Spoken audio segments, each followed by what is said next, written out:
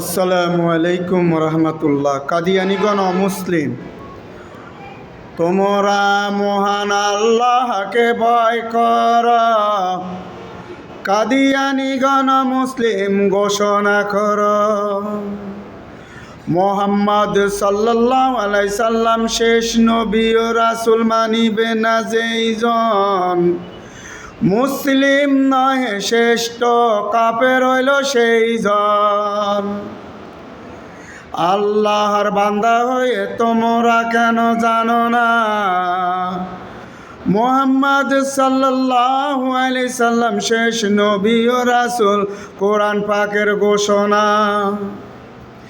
মিথ্যা নবী দাবিকারী গোলাম আহমদ কাদিয়ানী, পাপিষ্ট ইহুদির দালাল ছিল সেই জন।